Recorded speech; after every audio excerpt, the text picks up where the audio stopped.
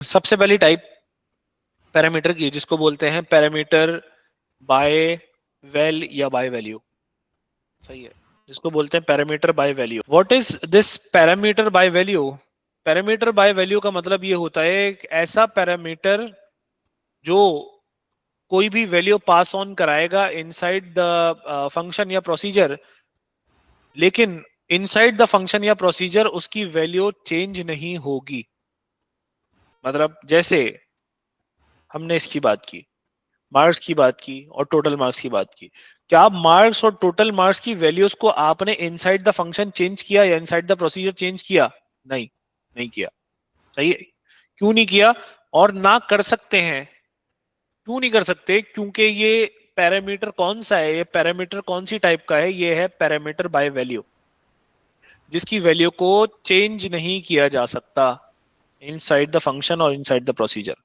सही है, the values can't be updated inside the function and procedure. दूसरा होता है बेटा बाय रेफ या बाय रेफरेंस। अच्छा, वो कौन से पैरामीटर, ये बाय रेफ कौन से पैरामीटर्स होते हैं? हम बोलते हैं ये वो वाले पैरामीटर्स हैं, those parameters which can be updated inside the function। तो फंक्शन के अंदर अपडेट हो सकते हैं, फंक्शन के अंदर या फिर प्रोसीजर के अंदर, दोनों में से कोई भी बात होगी। किसी भी सब रूटीन के अंदर वो क्या हो सकते हैं? फंक्शन या प्रोसीजर के अंदर वो हो सकते हैं, क्या बोलेंगे इसको, अपडेट हो सकते हैं, इनकी वैल्यू अपडेट हो सकती है अंदर ही। मैं अब एक प्रोसीजर या फंक्शन बनाने जा रहा हूं, मैंने कहा अब एक फंक्शन बनाता हूं, मैंने लिखा फंक्शन किस नाम से, लेट से मैं बोलता हूं स्क्वायर के नाम से फंक्शन बना रहा हूं। सही, स्क्वायर। मैंने जो ये पैरामीटर का नाम लिखा नंबर और वो इसकी डेटा टाइप लिखी इंटीजर, उससे पहले एक जगह छोड़ी है। सही जी, अब इस जगह पे मेंशन करना पड़ता है हमें, मतलब पैरामीटर का नाम लिखने से पहले आपने उसको बताना पड़ता है कि वो कौन सा पैरामीटर है, वो बाय वैल्यू है या बाय रेफ है। अगर कुछ नहीं लिखेंगे तो बाय वैल्यू हो गया, वरना बाय रेफ लिखना पड़ेगा। तो क्या लिखूंगा? बाय, तो लिखा बाय रेफ नंबर कॉलन इंटीजर। अब क्या हो सकता है देखेंगे जरा, मैंने बोला बाय रेफ क्या था, नंबर मेरे पास। अब जब ये कॉल होगा तो नंबर में कोई ना कोई क्या आएगी, वैल्यू आएगी। स्क्वायर के अंदर मैंने लिखा लाइक 23, राइट?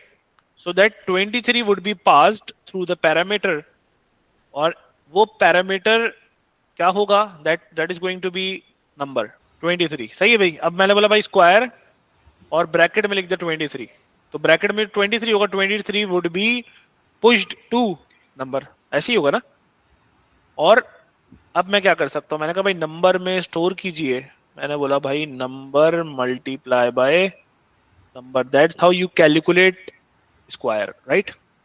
और मैंने क्या किया, मैंने बोला भाई रिटर्न कर दीजिए रिटर्न नंबर, और मैं कर देता हूं एंड फंक्शन। बेटा छोटी सी एग्जांपल दिखाइए कि कैसे आप एक पैरामीटर को इस्तेमाल कर सकते हो जो बाय रेफ है। सही है, अब देखो बाय रेफ मैंने क्या कोई और वेरिएबल इस्तेमाल किया इसके अंदर? कोई और वेरिएबल इस्तेमाल नहीं किया। क्यों नहीं किया? क्योंकि इसकी वैल्यू अपडेट हो सकती थी ना। तो मैंने इसकी वैल्यू जो पास हुई इसके अंदर, उसको उसी से मल्टीप्लाई कराया और उसी में सेव करा दिया, ताकि मैं उसी को रिटर्न करवा दूं। भाई ये कॉल कैसे हुआ होगा? मैंने बोला भाई कॉल कर दीजिए स्क्वायर को, और मैं बोलता हूँ आउटपुट कर दें, आउटपुट कॉल स्क्वायर और ब्रैकेट में लिख दिया 3, तो क्या होगा? आउटपुट क्या आएगा भाई? आउटपुट आएगा भाई 3, यहाँ पे पास होगा नंबर में। अब वो बाय रेफ है तो उसकी वैल्यू क्या हो सकती है भाई? अपडेट हो सकती है। तो नीचे आया ये जो पैरामीटर था, इस पैरामीटर की वैल्यू अपडेट हो सकती है। तो इसमें क्या था? 3 इंटू 3 हो जाएगा 9, तो वो 9 जो है ना वो नंबर में स्टोर हो जाएगा और वही नंबर रिटर्न हो जाएगा, रिटर्न होकर यहाँ पर आएगा। ये किसकी जगह पे, किसके साथ लिखा हुआ? आउटपुट के साथ। तो स्क्रीन पे आउटपुट हो जाएगा क्या? 9। अब वो बोल रहा है the definition of module loan return, loan return का जो मॉड्यूल है वो अमेंडेड, अमेंड का मतलब हो गया कि भाई वो चेंज हुआ है कुछ। मॉड्यूल है जो कॉल होगा, बोला call with parameters loan ID, book ID and fine. The module code checks whether the book has been written on time and then assign a new value to fine. Loan ID, book ID, and type are type of string. Fine is a type of real. The pseudo code header for the amended module loan return बोला pseudo code header लिखना है। ये header मैंने बताया था, जब आप function या प्रोसीजर को बना रहे होते हैं तो ऊपर वाली लाइन जो फंक्शन के नाम लिखा, फिर उसके बाद जो उसकी रिटर्न उसकी डेटा टाइप तक, वो हो गया उसका हेडर। तो वो हेडर की बात हो रही है। 2 मार्क्स के लिए आपको उसका क्या लिखना है, हेडर लिखना है। अच्छा, अमेंड किया हुआ है तो ऊपर देख लेते हैं लोन रिटर्न पहले क्या था। लोन रिटर्न बोल रहा है called with the parameter loan ID book ID returns real which is the value of the fine to be paid in case of an overdue loan। भाई सही बोलनी थी, कुछ रिटर्न नहीं कर रहा है ये तो, बस बोल रहा book has been return on time और नॉट। सही है जी। तो फंक्शन कुछ या कोई रिटर्न वैल्यू की बात नहीं हो रही। सही है, कोई वैल्यू की बात नहीं हो रही रिटर्न की, तो भाई रिटर्न नहीं है तो क्या है भाई, प्रोसीजर है। तो आपने लिखा सबसे पहले स्टार्ट किया भाई कहाँ से, मैंने लिखा प्रोसीजर, किस नाम से, रिटर्न। ठीक है भाई, मैंने लिखा लोन रिटर्न। सबसे पहला parameter ID, loan ID and book ID are type of string. Comma के बाद दूसरा पैरामीटर लिखूंगा, तीसरा, किस नाम के, फाइन। फाइन लिख दूं, फाइन। फाइन के आगे क्या लिखूं, रियल, ब्रैकेट बंद कर दूं। काम हो गया पूरा, नहीं हुआ, 1 नंबर मिलेगा आपको। Assign new value to fine, fine को न्यू वैल्यू दी जाएगी। जब वैल्यू दी जाएगी तो कौन से टाइप का हो गया भाई, बाय रेफ लिखेंगे भाई, बाय रेफ लिखा, बाय रेफ, बाय रेफ। इसके बाद स्पेस देकर आपने लिखा नेम ऑफ पैरामीटर जो बाय रेफ है, फाइन कॉलन रेल, और ब्रैकेट को बंद कर दिया। अब ये हो गया आपके पास 2 मार्क्स का पूरा। सही है जी। चले, मेक स्ट्रिंग के नाम से एक फंक्शन इस्तेमाल हो रहा है विच टेक्स 2 पैरामीटर्स, 2 पैरामीटर्स लेगा। एक parameter account as an integer, दूसरा पैरामीटर अ कैरेक्टर। जनरेट करेगा a string length equal to the count made up of the character. Generate करेगा string length equal to the count made up of the character.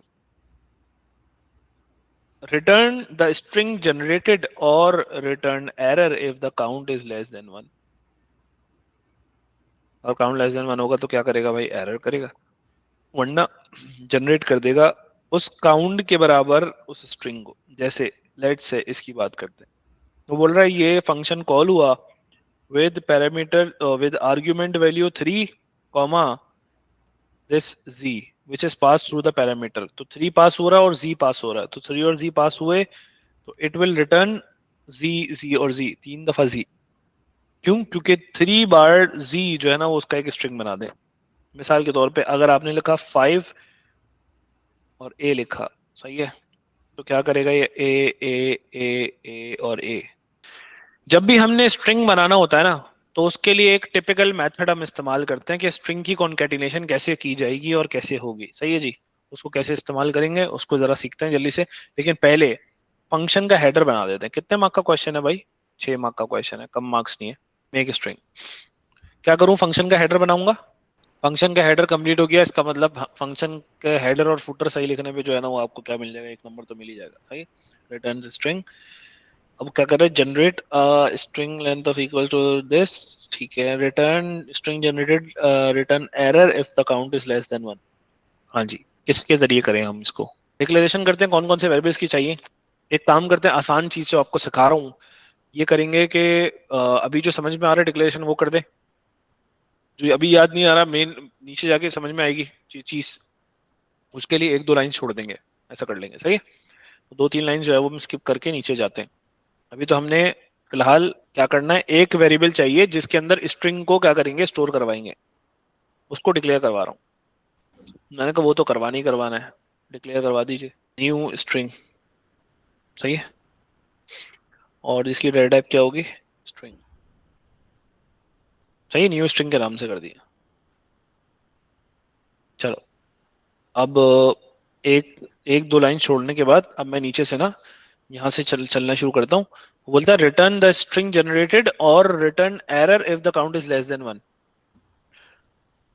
Function ना, function बेटा, function जब develop कर रहे होते हैं ना, फंक्शन के लिए एक चीज जो लाजमी तौर पे पता होनी चाहिए कि फंक्शन तलाश में होता है, function would be in search of return. जैसे ही उसको रिटर्न मिलेगा वो मेन प्रोग्राम में वापस भाग जाएगा। सही, जैसे इसको रिटर्न वैल्यू मिलेगी वो वापस लेके चला जाएगा, बाकी जो कुछ लिखा हुआ उसको छोड़ देगा, उसको एग्जीक्यूट ही नहीं करेगा। तो हमें भी कोड ऐसे ही लिखना है कि ऐसा ना हो कि भाई वो सारा कोड फालतू का कर रहे हैं और एंड में जाके वो चीज रिटर्न हो रही है जो पहले ही आइडेंटिफाई हो सकती थी। If count less than one, तो हमने बोला भाई if count less than one, less than one है तो देन में जाओ क्या कर दो, रिटर्न एरर। रिटर्न एरर का मतलब आपने लिखा रिटर्न और फिर स्पीच मार्क्स में लिख दिया एरर। क्यों स्पीच मार्क्स में लिखा, क्योंकि रिटर्न के साथ स्ट्रिंग डेटा टाइप लिखनी पड़ेगी, क्योंकि रिटर्न क्या है, स्ट्रिंग लिखा है अपने यहाँ पे। फॉर के साथ आइटरेटिव वेरिएबल लगाओगे, तो मैंने कहा भाई एक काम करें उसको डिक्लेयर भी करवा दें आइटरेटिव वेरिएबल को। फॉर लूप, ये काउंट इस्तेमाल करते थे ना, फॉर काउंट, अब काउंट तो मैं इसलिए इस्तेमाल कर चुका हूँ ताकि उसके अंदर वो काउंट आ रहा है, सही है जी। तो अब काउंट को मैं इसके लिए इस्तेमाल ही नहीं कर सकता आइटरेशन के लिए, तो मैं उसकी जगह पे क्या इस्तेमाल कर रहा हूँ, लूप को इस्तेमाल कर सकता हूँ। आइटरेशन के वर्ड को इस्तेमाल कर सकता, या वेरिएबल को इस्तेमाल कर सकता हूँ, किसी भी नाम का वेरिएबल इस्तेमाल कर सकता हूँ। कहाँ से कहाँ तक चलेगा, मैंने कहा वन से चलाओ, कब तक, कितना चलाएंगे। वेरी गुड, जितने काउंट हो होगा, मतलब काउंट में जो वैल्यू आएगी वो इसमें आ जाएगी ना, टू काउंट। हर दफा मैंने बोला भाई एक स्ट्रिंग बनाया है, मैंने एक वेरिएबल बनाया है, किस नाम से, न्यू स्ट्रिंग के नाम से बनाया है भाई, बनाया है हाँ जी। न्यू स्ट्रिंग में सेव करो न्यू स्ट्रिंग की पुरानी वैल्यू जो उसके साथ होगी। अच्छा जी, देखो ये चीज, एक चीज रह गई, सही है, इनिशियलाइजेशन रह गई, तो अभी मैं इसको इनिशियलाइज करता हूँ। न्यू स्ट्रिंग में स्टोर कर दें new string, and and operator इस्तेमाल होता है, कौन सा वाला है, एंड का जो सिंबल है ना ये इस्तेमाल होता है, कॉनकैटिनेशन सिंबल, कॉनकैटिनेट करवाते हैं, सही है जी। ये आपके इंसर्ट में मौजूद होगा, ये आप देखेंगे ना तो आपको इंसर्ट में देखने को मिलेगा, कॉनकैटिनेशन सिंबल होता है। क्या बोल रहा हूँ, कॉनकैटिनेशन, कौन सी कॉनकैटिनेशन, स्ट्रिंग कॉनकैटिनेशन, सही है जी। कराना, मैंने बोला भाई किसके साथ ज्वाइन कर दे, नो न्यू स्ट्रिंग की पुरानी वैल्यू जो होगी उसके साथ लेटर को ज्वाइन कर दे, लेटर जो होगा, मतलब वो जो जी आया तो वो जी, एक दफा जी ऐड हो जाएगा, फिर दूसरी दफा चलेगा तो दोबारा जी ऐड हो जाएगा, फिर तीसरी दफा फिर दोबारा जी ऐड हो जाएगा। और मैं इसको करूंगा क्या, चलो जी अब एक चीज रह गई, क्या, न्यू स्ट्रिंग की वैल्यू को, न्यू स्ट्रिंग की वैल्यू स्टार्टिंग में क्या होनी चाहिए, सही है जी, क्या होगा, इसको बनाएंगे एम्प्टी, खाली कोट्स, एम्प्टी होगा ये। आपका अगर कभी कुछ ऐसा हो जाए तो आप नीचे वाली लाइन में ऐसे करके कर सकती है नीचे, सही है। मैंने कहा भाई न्यू स्ट्रिंग जो आपके पास है उसके अंदर स्टोर कराएं खाली कोट्स, खाली कर दी, सही है जी। तो आप एंड इफ करा के या तो अब रिटर्न करा दें, एंड इफ करा के आपने बोला भाई रिटर्न, कौन सा वेरिएबल, न्यू स्ट्रिंग को रिटर्न करा दिया।